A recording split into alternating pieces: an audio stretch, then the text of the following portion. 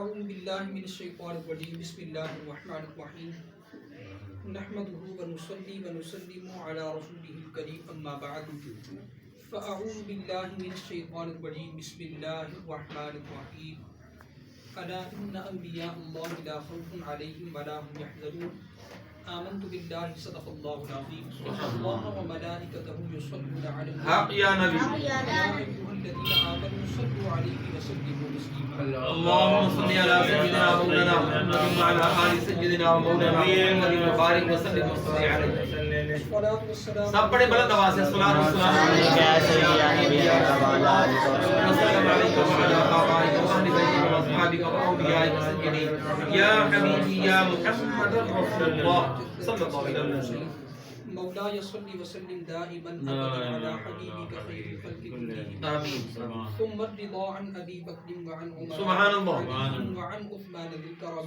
سبحان الله يا ربي بالمصطفى بلغ مقاصدنا فاغفر لنا ما مضى يا باسئ الكرم آمین آمین اللہ تبارک و تعالیٰ کا ہم شکر ادا کرتے ہیں کہ اس نے ہمیں یہ توفیق سعید عطا فرمائی کہ آج ہم 9ویں سالانہ عرس مبارک کی اس پروقار تقریب کے اندر حاضر ہیں۔ اللہ تبارک و تعالی صاحب خانقاہ شریف ہمارے دادا بو حضرت شیخ الحدیث رحمۃ اللہ تعالی علیہ کے تمام تر فیوز و برکات سے ہم سب کو مالا مال فرمائے آمین۔ اور ہماری دادی صاحبہ رحمۃ اللہ تعالی علیہ اللہ تبارک و تعالی ان کے فیوز و برکات سے بھی ہم سب کو مالا مال فرمائے آمین۔ بات یہ ہے کہ انسان کے لیے اللہ تبارک و تعالی نے اس دنیا میں 4 درجات بنائے ہیں، اللہ اکبر جن کو 4 درجات کہہ لیجئے یا 4 مراحل کہہ لیجئے۔ وہ درجات ایسے درجات ہیں کہ ان میں 3 درجات اور 3 مراحل کا تعلق اس دنیاوی زندگی کے ساتھ ہے اور 1 مرحلے کا تعلق آخرت کی زندگی کے ساتھ ہے۔ 3 مراحل میں سب سے پہلا مرحلہ یہ ہے جس کو اسلام کا نام دیا گیا۔ سبحان اللہ 3 مراحل جن کا تعلق ہماری اس عارضی اور فانی زندگی کے ساتھ ہے، ان میں سب سے پہلا مرحلہ اسلام ہے۔ اسلام کیا ہے؟ اس کے لغوی معنی پر غور کریں تو لغت میں اسلام کے کئی معنی آئے ہیں، ان میں جو ہمارا مقصودی اور مرادی معنی سمجھ میں آتا ہے وہ کیا ہے کہ اسلام کہتے ہیں سر جھکا دینے کو، گردن جھکا دینے کو۔ اور بھی معنی آئے ہیں، امن میں ہو جانا، امن کسی کو فراہم کرنا، یہ سارے معنی ہیں، لیکن ایک معنی یہ ہے کہ سر خم کر دینا اور سر جھکا کر بالکل کسی کے حکم کو ایسے ماننا کہ اس کے اندر نافرمانی کا بالکل شبہ تک نہیں ہونا چاہیے۔ یہ اسلام کا لغوی معنی ہے، لغوی مفہوم ہے۔ اور اصطلاحی طور پر اس کا مفہوم کیا ہے تو ظاہر ہے کہ ہمارے پاس اصطلاح سمجھنے کے لیے یا تو کتاب اللہ موجود ہے یا پھر رسول اللہ صلی اللہ علیہ وسلم کے فرامین موجود ہیں۔ مشکات شریف اور مسلم شریف کے اندر ایک روایت بہت تفصیل کے ساتھ موجود ہے، اور حضرت سیدنا عمر فاروق رضی اللہ تبارک و تعالی عنہ جو ہمارے جد امجد ہیں، اس حدیث پاک کے راوی حضرت عمر ہیں۔ تفصیلی حدیث ہے، میں تفصیل میں نہیں جا سکتا، دعوی وقت میں گنجائش نہیں ہے۔ بہرحال صرف میں اتنا اشارتاً کہہ دوں کہ اس حدیث پاک کو حدیث جبریل بھی کہا جاتا ہے۔ حضرت جبریل امین حضور علیہ السلام کی بارگاہ میں انسانی شکل میں حاضر خدمت ہوئے تھے اور حضور علیہ السلام کے اس قدر قریب آ گئے تھے کہ آپ کے زان مبارک یعنی آپ کے گھٹنے مبارک حضور علیہ السلام کے گھٹنے مبارک سے مل گئے تھے۔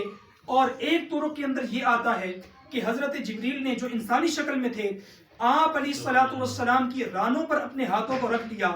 دوسری روایت میں دوسرے طرق کے اندر یہ آتا ہے کہ نہیں، انہوں نے اپنی رانوں کے اوپر ایسے ہاتھ رکھا اور یوں زانوے تلمس ہو کر کہنے لگے اخبرنی عن الاسلام، کہ یا رسول اللہ صلی اللہ علیہ وسلم مجھے خبر دیجئے کہ اسلام کیا ہے۔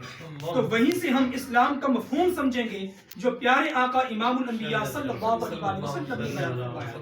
حضور علیہ السلام فرماتے ہیں فقال الاسلام ان تشہد ان لا الہ الا اللہ وَأَنَّ مُحَمَّدَ رَسُولُ اللَّهِ صلی اللہ علیہ وسلم وَتُقِيمَ الصَّلَاةَ وَتُؤْتِيَ الزَّكَاةَ وَتَصُومَ رَمَضَانَ وَتَحُجَّ الْبَيْتَ إِنِ اسْتَطَعْتَ إِلَيْهِ سَبِيلًا۔ اسلام یہ ہے کہ تو سچے دل سے اور زبان کے ساتھ اس بات کا اقرار کرے اور گواہی دے کہ اللہ کے سوا کوئی معبود نہیں، بے شک اور حضرت محمد صلی اللہ علیہ وآلہ وبارک وسلم اللہ کے سچے اور آخری رسول ہیں۔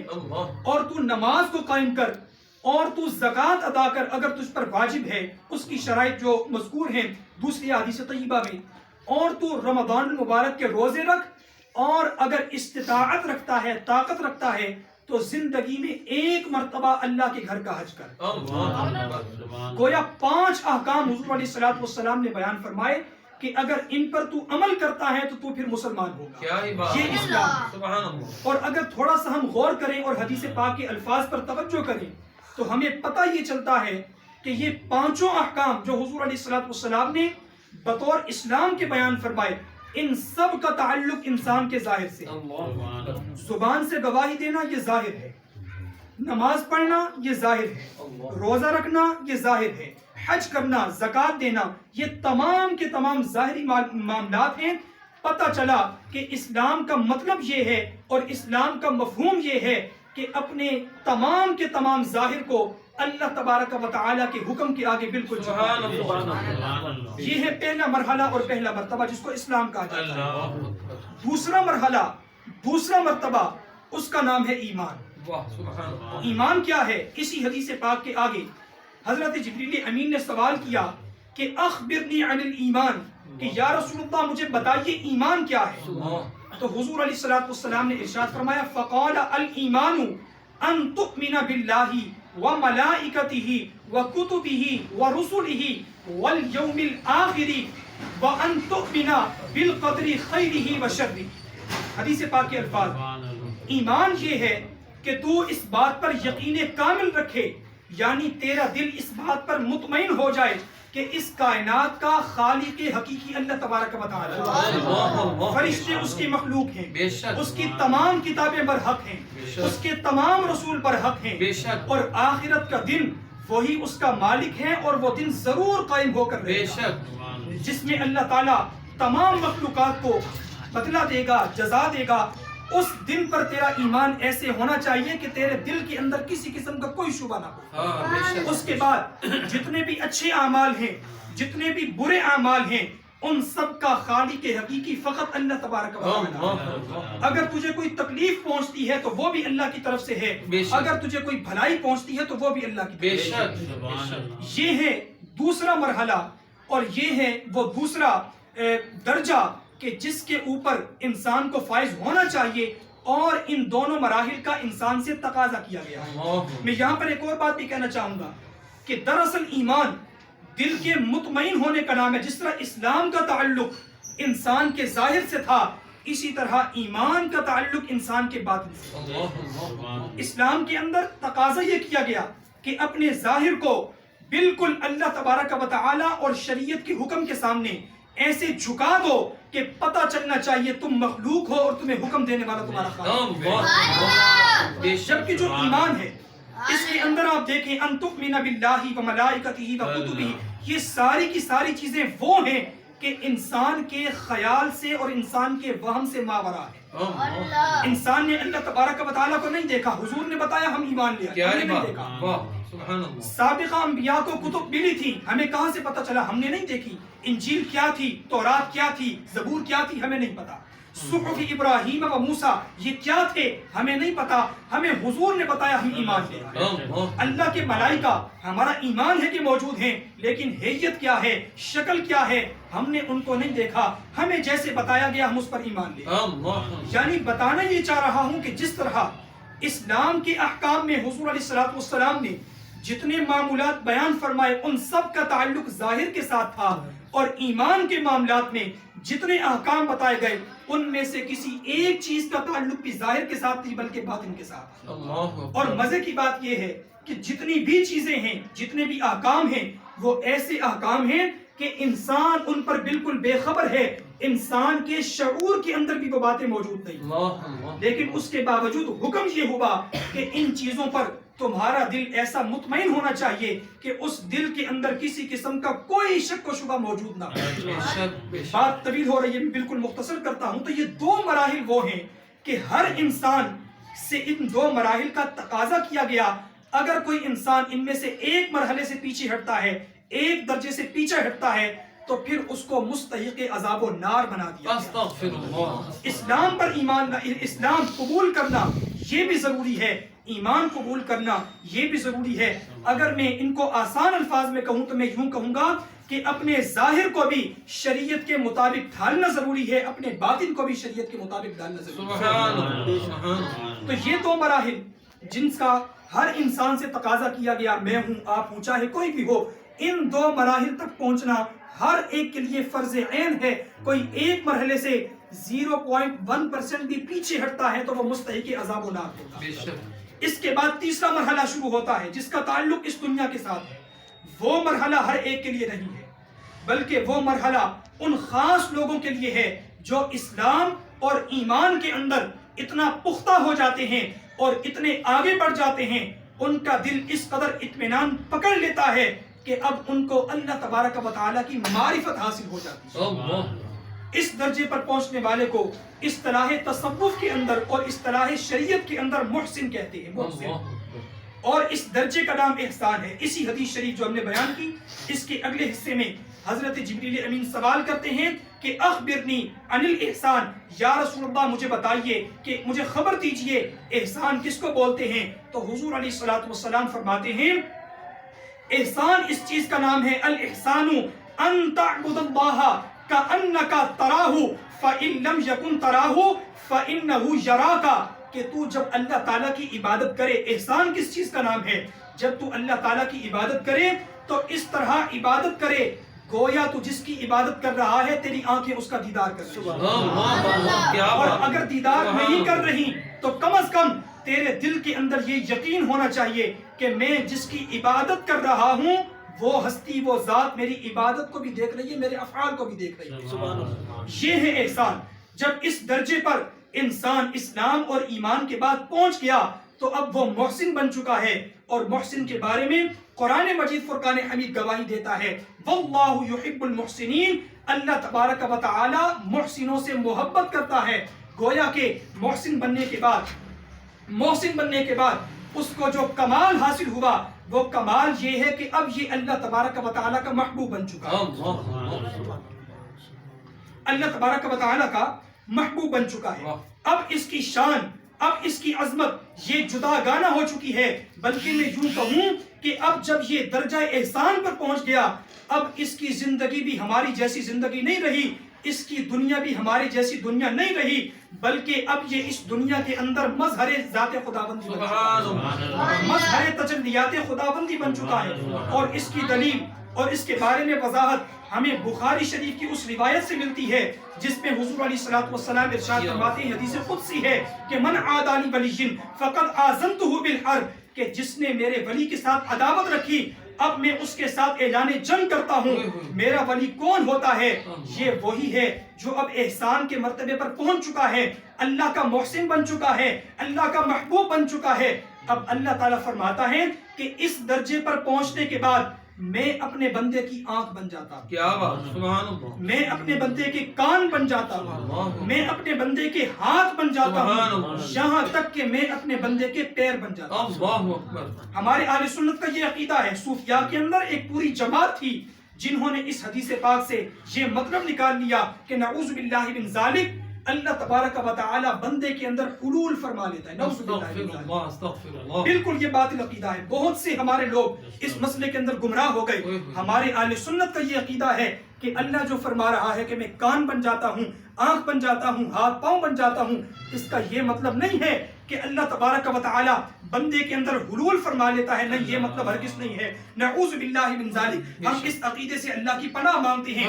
مطلب یہ ہے کہ آنکھیں تو اس کی ہوتی ہیں لیکن اس کے اندر انوار اللہ کی ہوتی ہیں، کیا ہی بات، سبحان اللہ۔ سماعت تو اس کی ہوتی ہے لیکن انوار ذاتی باری تعالیٰ کے ہوتے ہیں۔ گویا کہ اب وہ اپنی آنکھ سے نہیں دیکھ رہا بلکہ وہ صفات باری تعالیٰ کا مظہر بن کے اللہ تبارک و تعالیٰ کے نور سے دیکھ رہا ہے. سبحان اللہ. اور اس کی وضاحت، اس کی تائید ہمیں ایک اور حدیث پاک سے ملتی ہے جو صحیح سند کے ساتھ ہماری دیگر کتب حدیث میں موجود ہیں کہ حضور علیہ الصلوۃ والسلام نے فرماتے ہیں اتقوا فراست المؤمن فإنه ينظر من نور اللہ. مومن کی فراست سے ڈرو کیونکہ اس کا دیکھنا اپنا دیکھنا نہیں ہوتا، اللہ تعالیٰ کے نور سے اس کو نظر آ رہا ہے. کیا بات، سبحان اللہ. تو اب اس کی حیات بالکل تبدیل ہو چکی ہے. جو درجہ احسان پر فائز ہو گیا وہ اللہ تعالیٰ کے معرفت کے اندر اس قدر گم ہو جاتا ہے کہ اس پوری دنیا کے اندر اس کو ہر جگہ اللہ تعالیٰ کے انوار نظر آتے ہیں. سبحان اللہ. اس کو ہر جگہ پر اللہ تبارک و تعالیٰ کی تجلیات. سبحان اللہ. اب جب اس معرفت کے سمندر میں گم ہو جاتا ہے، آگے بڑھتا چلا جاتا ہے، اب اس کے دل میں یہ خواہش پیدا ہوتی ہے کہ جس رب کو میں نے پہچان لیا ہے اب میری اس کے ساتھ ملاقات ہو جائے. میں جو اس کی معرفت میں اتنا آگے چلا گیا کہ جگہ جگہ جہاں میں دیکھتا ہوں مجھے اس کے جلوے نظر آتے ہیں، اب میری اس کے ساتھ ملاقات ہو جائے. اور وہ ملاقات کیسے ہوتی ہے؟ یہ وہ آخری درجہ ہے جو انسان کو اخروی زندگی میں ملتا ہے، یعنی موت کے بعد ملتا ہے، اور اس درجے کا نام ہے وصال. اس درجے کا نام ہے وصال. پہلا اسلام، دوسرا ایمان جو ہمارے لیے ہے، آپ کے لیے ہے، ہر انسان کے لیے ہے. پھر تیسرا درجہ احسان جو خواص کے لیے ہے. پھر جو احسان کے درجے پر فائز ہو جاتے ہیں اللہ تعالیٰ ان کو سب سے بڑا درجہ وصال کا عطا فرماتا ہے جو موت کے بعد، جس کا مطلب یہ ہے کہ موت کے ذریعے اللہ تعالیٰ ان کو اپنے جہان میں، دوسرے جہان میں بلا لیتا ہے. بلانے کے بعد پھر اس محبوب کا اپنے حبیب کے ساتھ وصال ہو جاتا ہے، یعنی ملاقات ہو جاتی ہے. اور یہ ان کی معرفت کی انتہا ہے، یہ ان کے احسان کی انتہا ہے کہ اب وہ اس درجے پر پہنچ چکے کہ جس اللہ تبارک و تعالی، جس خالق، جس مالک کی تجلیات کو وہ دنیا و ما فیہا میں دیکھ رہے تھے، اب اس خالق کی حقیقی کے جلووں کو اپنی آنکھوں کے ساتھ دیکھ رہے ہیں. اور اس درجے کو اصطلاح تصوف کے اندر وصال کہا جاتا ہے. بس میں آخری بات کر کے بات کو ختم کرتا ہوں. جب انسان وصال کے درجے پر پہنچتا ہے تو ظاہر ہم نے پہلے اس بات کو تفصیل سے بتا دیا کہ جو انسان احسان کے درجے پر پہنچتا ہے اس کی زندگی ہماری زندگی جیسے نہیں ہوتی، بلکہ اب وہ صفات الہی کا مظہر بن چکا ہے. ظاہر ہے کہ جب اس کی حیات ہم جیسی نہیں ہے تو اس کی موت بھی ہم جیسی نہیں ہوتی. آپ ذرا اٹھائیے احادیث مبارکہ کی کتابیں اور پڑھیے الباب فی کیفیت الموت، کہ موت کی کیفیت کیا ہوتی ہے. اس کے اندر ذرا پڑھیے کہ جو اللہ تعالیٰ کے محسنین ہوتے ہیں، محبوبین ہوتے ہیں، اللہ تعالیٰ ان کو کیسی شاندار موت عطا فرماتا ہے. ان کی موت کا عالم میں بالکل مختصر کر کے اگر کہوں تو یوں کہوں گا کہ جب ان کا وصال ہوتا ہے تو حدیث پاک کی روشنی میں آسمان سے زمین تک فرشتوں کی پوری بارات ہوتی ہے، پوری کی پوری بارات ہوتی ہے. اس مرد مومن، مرد صالح، مرد محبوب کی روح مبارک کو نہلا کر غسل کروا کے گویا دلہن بنا کے اس کے حبیب کے پاس پہنچاتی ہے. اور پھر وہ اس قدر ترقی کرتی ہے. یہ صحیح حدیث کا مفہوم میں بیان کروں، وقت نہیں ہے اس لیے میں روایات تو نہیں پڑھ سکتا لیکن مفہوم بتا رہا ہوں. صحیح حدیث میں یہ موجود ہے کہ وہ روح اس قدر ترقی کرتی ہے، اس قدر ترقی کرتی ہے کہ عرش الہی سے اوپر اللہ تعالیٰ کے جلووں میں گم ہو جاتی ہے. سبحان اللہ. یہ وہ مقام ہے جو اللہ تعالیٰ اپنی کمال کے اور خاص محبوبین کو عطا فرماتا ہے. ظاہر ہے کہ جب ان کی زندگی بھی الگ ہے، جب ان کی موت بھی ہم جیسی موت نہیں ہے بلکہ ان کا تو وصال ہوا کرتا ہے، تو اسی اعتبار سے ان کے سالانہ وصال کے دن کو برسی کا دن نہیں کہا جاتا، ان کے موت کا دن نہیں کہا جاتا، بلکہ کیا کہا جاتا ہے؟ چونکہ یہ دلہن بن کے سج کے سور کے اپنے محبوب کے ساتھ ملاقات کرنے کے لیے گئی ہے، کیونکہ یہ اپنے وصال کے آخری اور حتمی مرحلے پر پہنچ گئی ہے، لہٰذا یہ ان کا ختم یا ان کی برسی نہیں ہو رہی بلکہ آج کا دن ان ولیوں کے عرس کا دن. سبحان اللہ. گویا کہ ان کی شادی ہو رہی ہے، گویا کہ یہ خوشی ہی خوشی ہے. ہر طرف ساری کائنات مبارکبادیاں دے رہی ہے کہ دیکھو کس طرح اللہ کا بندہ اتنی محنت کرنے کے بعد درجہ احسان پر پہنچنے کے بعد آج اللہ تعالیٰ کے جلووں کے اندر گم ہو چکا ہے. تو بس میں اپنی بات کا اختتام یہیں سے کرنا چاہوں گا اور اسی بات پر کرنا چاہوں گا کہ یہ جتنے جماعت صوفیہ ہیں یہ اپنی زندگی کو اس طرح اسلام کے مطابق ڈھالتے ہیں، ایمان کے مطابق ڈھالتے ہیں، یہاں تک کہ درجہ احسان پر پہنچ جاتے ہیں اور پھر موت آ کر ان کو واصل الہی کر دیتی ہے، وصل الہی ہو جاتا ہے. اور ان کے دن کو عرس کا دن کہا جاتا ہے کہ دیکھو کتنا شاندار دن ہے، ساری کائنات خوش ہے کہ آج محبوب کی اپنے حبیب کے ساتھ ملاقات ہو رہی ہے۔ نعرہ تکبیر، اللہ اکبر، نعرہ رسالت، نعرہ خلافت، نعرہ غوثیہ، نعرہ حیدری، شان صحابہ، شان صدیق اکبر، شان صاحب عرس مبارک، فیضان اولیاء، فیضان صاحب مزار پرانوار، علماء اہل سنت۔ آج کی ہماری گفتگو کی جو حاصل کلام ہے اور نتیجہ ہے اور آخری بات وہ یہ بات ہے کہ اسی جماعت میں الحمدللہ ہم یہ بات بڑے فخر سے کہتے ہیں کہ اللہ تعالیٰ نے ہمارے دادا ابو رحمت اللہ تعالیٰ جو صاحب خانقاہ شریف ہیں، صاحب عرس مبارک ہیں، اللہ تعالیٰ نے ان کو اسی واصلین کے اندر شمار کر دیا۔ ان کا بھی گویا ان پر موت باقی نہیں ہوئی یا گویا یہ میت نہیں تھے، بلکہ ان کا مرنا دراصل یہ وصل الہی تھا۔ جس طرح صوفیاء اور اولیاء اللہ تعالیٰ کے جلووں میں گم ہو جاتے ہیں، ہم یہ کہہ رہے ہیں کہ صاحب عرس ہمارے دادا کو بھی اللہ تعالیٰ کے جلووں کے اندر گم ہو جاتے ہیں۔ اللہ تعالیٰ ان کے فیض و برکات سے ہم سب کو مالا مال فرمائے۔ اور میں کہتا چلوں کہ یہ جو جماعت صوفیاء ہے جو اللہ تعالیٰ کے جلووں میں گم ہو چکی ہے، جو اس کے امام ہیں اور امت کے اندر جو اس کی ابتدا کرنے والے ہیں، وہ اور کوئی نہیں ہے بلکہ حضرت صدیق اکبر رضی اللہ تعالیٰ عنہ۔ اللہ تعالیٰ ان کے وسیلے سے ان تمام مبارک ہستیوں کے فیض و برکات سے ہم سب کو مالا مال فرمائے۔ وما توفیقی الا باللہ۔